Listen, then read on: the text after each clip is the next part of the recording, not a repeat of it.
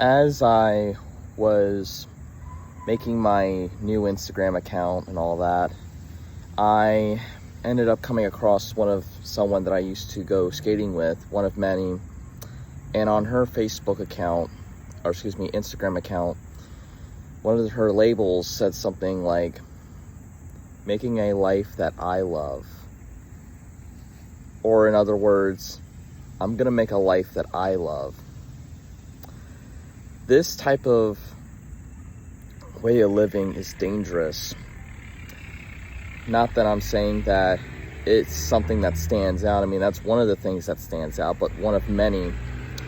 And many people think that they can make a life that they want, which of course they have that choice if they want to, and they're handed over to that life that they want to live. Some live the life of a homosexual, some live the life of a transgender, some live the life of a religious hypocrite, or think that they are doing the right cause, or doing the right thing or the right cause, or above all, they live outside of the will of God, or in other words, they live like, they live a life that God doesn't want them to live anyway. And they disobey God as well. And this is sad. This is truly sad to see people that I have known 10 years ago about, or just about, and then they are full of tattoos.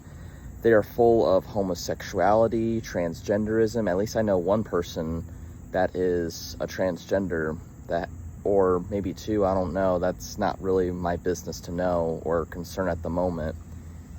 But what I've learned is, sadly, many people have chosen to live a life to be full of sensation. People have grown to be murderers, pedophiles, calling people names and saying word games like it's a free-for-all. Now, sure, people in their 30s or 40s may start finally growing up in Gen Z or millennials, but if you have a time frame where it's something that you have never have seen, or someone former in the past, like that was once your age, like say if they were born in 1975, for example, because that's when my parents were born. If you have people, or half of a generation full of people saying that that they're basically cheering of an assassination attempt of someone, or cheering of someone's death, and this could literally be anything, then we are in such a time frame where that we are in really interesting times, where if, say, we have kids, we need to raise them up right and not like those of this world, which are leading their own children and others to hell.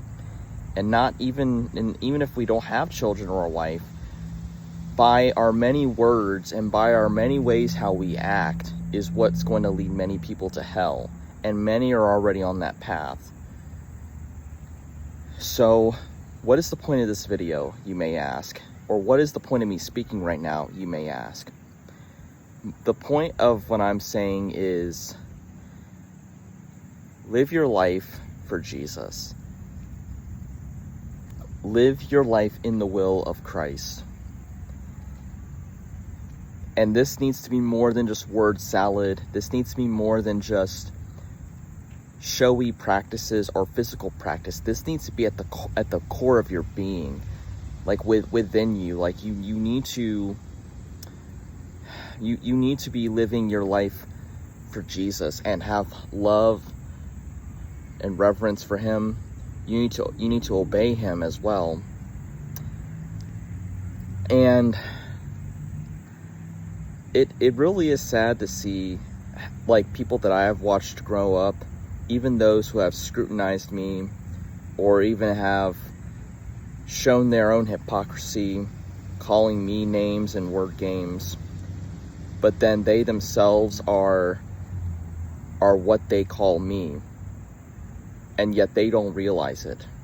At the time, I wish I would have told them that, but it wouldn't have mattered, because it'd rather it be someone else to speak to them instead of me, because who am I to have the place of God to judge or to speak against?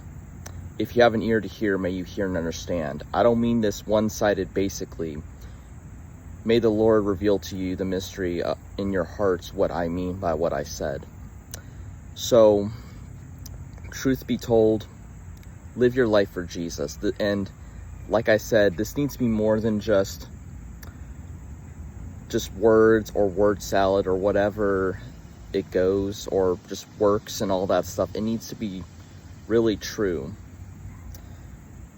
I pray and hope that this message in some way makes you realize that this life is not meant for pleasure.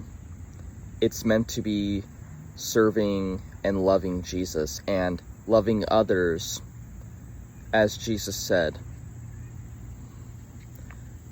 Because it's all about love. Not what the world or other parts in the world say about love, but what Jesus says about love and what he defines as love.